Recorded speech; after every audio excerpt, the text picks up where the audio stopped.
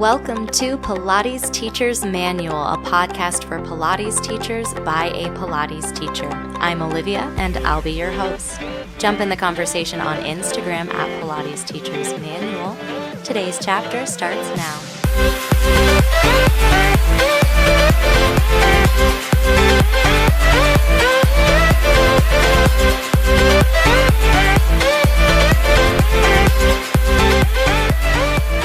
Hello. Welcome to the next chapter of Pilates Teacher's Manual. This is a not regularly scheduled episode. This wasn't something I was planning on doing, but the world is changing and my world is changing really rapidly. So I just wanted to share sort of a Pilates teacher perspective on what's happening with COVID-19 and what life is like in social distancing land when you are usually teaching Pilates and currently you are not. So first thing I want to say is this is definitely difficult, but I also understand that it's not forever. This is out of our control, and by self-isolating, by self-exiling ourselves, it really is doing the best to protect our most vulnerable population, and we really are slowing the spread of the disease and saving people's lives by limiting exposure. So if you are a Pilates teacher and you are currently not teaching Pilates because you are in your apartment, what can we do? I'm going to touch on some things that I'm doing, some things that I'm recommending, and things that are just working for me, and then also addressing the lost income problem, because as a fitness instructor, you only make money when you're working, and if you're not working, you aren't making money, which is why, taking vacations can be really difficult because you're not only spending money while you're on vacation, you're also not making money because you aren't working while you're on vacation. And I'm looking at self-isolation as like a mandatory staycation, and that's making me happy. But there are financial implications to that, of course. Yeah, just sharing with you my experience, what's going on in Olivia's world in the time of social distancing. Things that I am doing, things that I recommend you could also try doing, is really taking care of yourself, and that's as much as possible, keeping your mental and physical body in a happy place. For me, that means I have lots of time to take care of my plants. I just did a big repotting because it's pretty much spring. I'm going to tell them that it's spring. So I got to repot all my plants and start fertilizing and getting them into new pots, and that's really fun for me. I also have been working on some creative projects. I love to cross stitch. I love to crochet, so I'm working on some of those things as well. In terms of my physical body, I'm making sure that I make time to move, and that could be, I practice the primary series of Ashtanga, so I'm doing that on my mat. I'm doing some mat Pilates. It is still March Madness on Instagram. I wish that I had a little bit more photogenic space in my apartment to do my March Madness, but if you're still participating in that, I am cheering for you, and I am going through and liking and engaging your posts, but I don't know if I'm going to be able to finish it out for myself. I'm having dance parties in my living room, and that's always fun, and I don't always have time to do that, so that makes me happy. I'm doing my best to support local businesses. A lot of restaurants are still open for takeout orders or doing delivery, so I am trying to really put my money where my mouth is and support local businesses, because that is another industry that's really being hit hard by the isolation. It's also really nice to connect with friends and family members if that makes you happy. That sort of connection, like phones are still working, the internet is still working. Call your mom, say hi, tell her you love her. As a teacher, this is also a great time to really prep for your classes in the coming weeks, and just thinking about, in addition to new choreography, new ways of thinking about things, like you have lots of time to experiment with things, not on the equipment, unless you have a reformer, in which case I am super jealous of you, but just thinking about exercises and ways to teach those exercises. I rely a lot when I teach Pilates on touch cues and really being with a person, same thing with like privates. That's part of that private experience, is that there's that sense of touch and that connection. And this is not a great time to be exploring touch cues, just so that everyone's comfortable. So how will you cue these new exercises or these old exercises really verbally? Another thing I see a lot of teachers doing, and I have not yet hopped on that wagon, and I may not, I don't know, is playing with Facebook Live videos, with Instagram videos, with TikTok, with Periscope is another one.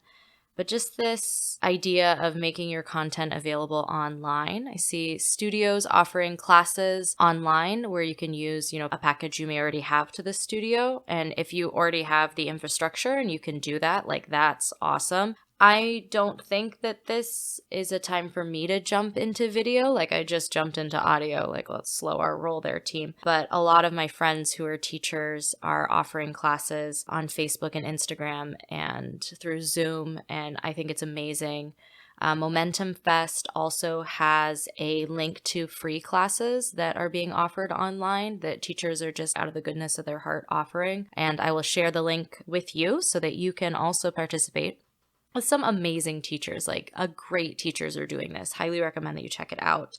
Oh, another one that I just saw this morning is Headspace is a meditation app that I use. It's on my phone. They have everything from sleep music to help you fall asleep to guided meditations on a variety of topics. I really enjoy using that app, and they've just released a set of free meditations called Weathering the Storm. So if your mind is having a mind time when you don't have other things necessarily to occupy you, I really do recommend checking out the Headspace app's free Weathering the Storm meditations. They are awesome, and that app is awesome as well. Because it is difficult, it is tough, not only in a way that I really define myself as someone who teaches Pilates and teaches yoga and is a teacher.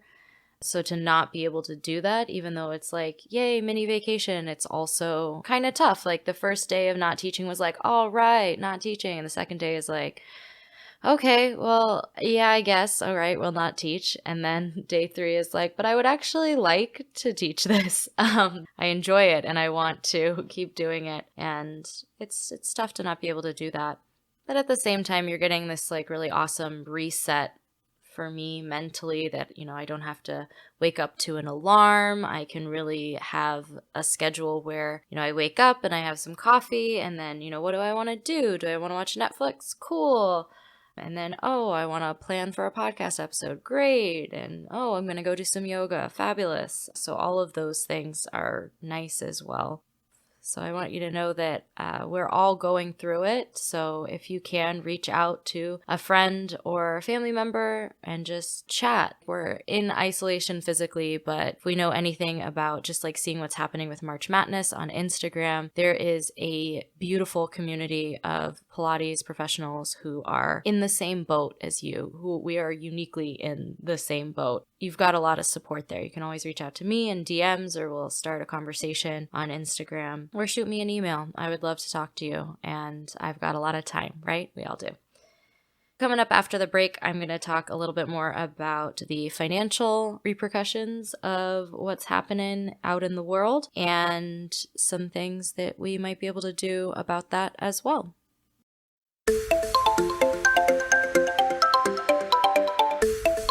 If you're a Pilates teacher or a Pilates enthusiast, you probably wear a lot of athletic wear. You can get 2 pairs of leggings for only $24 at Fabletics using my affiliate link in the description. I know what I like when it comes to leggings, and Fabletics Power Hold leggings are some of my absolute favorites. They have long-lasting quality at an excellent price point. Check out the link in the description and snag your first 2 pairs of leggings for only $24 at Fabletics. Back to the show.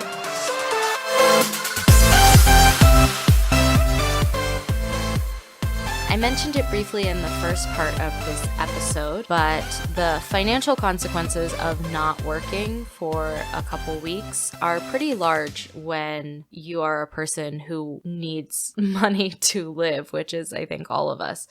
So it can be tough to go from an income that you've budgeted for to this surprise 0 income.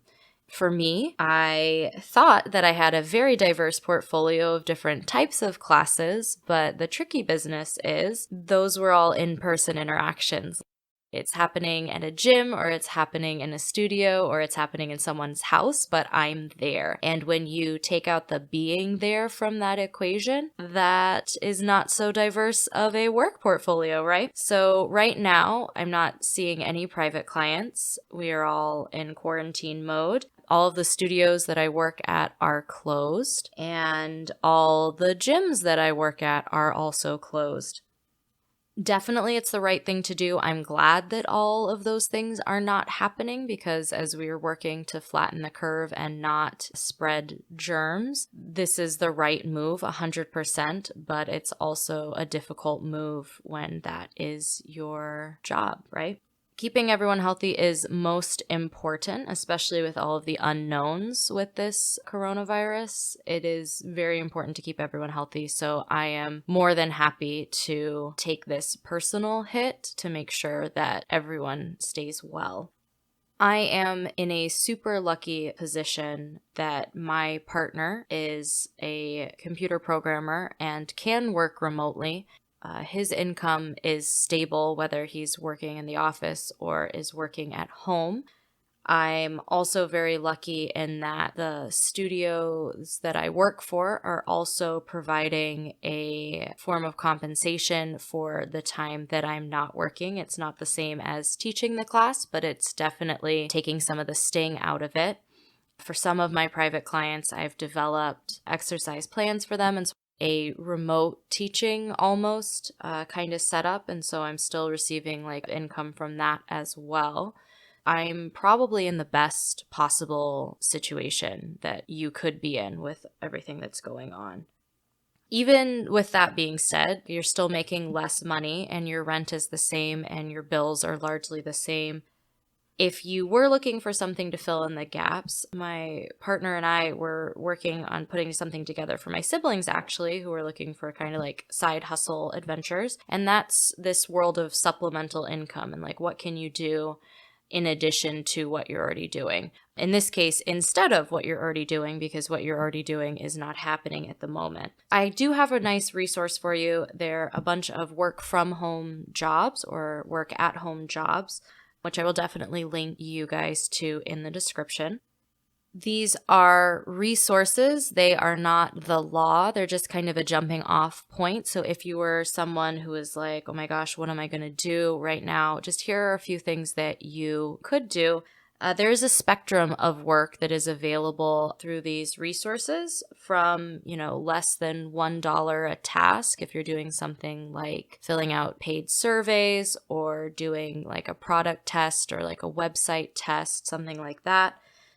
And there are also options that are several hour commitments, where it could be something like copywriting or data entry or things like that, where you might need to set aside a few hours, but you will probably be compensated at a little bit higher rate. So these resources were compiled, I think, at the end of last year. So these are definitely not all social distancing friendly. When you look at some of the websites, 32 ways to make money from home, some of those things you're going to be like, that's probably not what I want to do. So like definitely don't do those. But there are a lot of things that you can do and will, again, probably not replace the income. And like same thing, like you're not looking for a full-time job here, but just something that you might be able to do for a couple hours and just offset some of your expenses. It is going to lessen the blow, but it won't fill your entire income void unless you're looking at making a career change, in which case you could definitely do that as well. Another thing that some people are doing, whether it's through Eventbrite or through the studio, is sort of offering their classes online. My studios aren't doing that. I am not looking at doing that. Freudian slip. Maybe later, team. There's a lot going on right now. But making the jump to creating online content and offering classes online. I know yoga teachers and Pilates teachers who have, workshops available for a price. That could be fantastic to have in the long run, because just in case something like this ever happened, or just as, again, a supplement to what you're already making. Like if you filmed a how to do teaser workshop or whatever, you could sell that over and over again while you're doing other things. That's that sort of like smart passive income dealio. While you may not have all of the supplies to jump into that at the moment, with all of the time that you have, you might be able to think about making that jump or take steps towards making that jump if that's something that's kind of calling your name. We do know that workouts on YouTube and Instagram are hugely popular, so it's not a bad thing to think about. So maybe it's a time to explore that as well. Overall, I'm optimistic. I know that this is a strange moment in time, but I'm very happy with where I am. I love my apartment and I am happy to be inside of it. I did see a funny meme that was like, when you realize that social distancing is mostly what you do in your own life anyway, and that's a little bit me. I'm definitely an indoor person. Big fan of the indoors. Take care of yourself, whatever that means to you, whether that's, hopping off of social media, whether that's having a dance party in your pajamas. Both of those things are amazing. I've shared some self-care tips, and I will also share some resources with you in terms of classes and meditations that you can do for free, as well as a jumping off point for expanding maybe some supplemental income options in your life. I really hope that those things help. If you have any questions or if there's anything else you'd like to know, feel free to reach out to me on Instagram or on email. I am happy to chat with you. But we're going to get through this, and I'm really happy to be part of such an amazing community of both listeners and Pilates instructors and Chicagoans and world beings at large. Thank you so much for listening. Now, please go wash your hands for at least 20 seconds. Thank you for listening to this chapter of Pilates Teacher's Manual. Be sure to visit the Instagram link in the description for the post on today's episode. There you can leave your comments, ask questions, and join the conversation. Also be sure to support the podcast and take advantage of the great affiliate links in the description. The adventure continues. Until next time.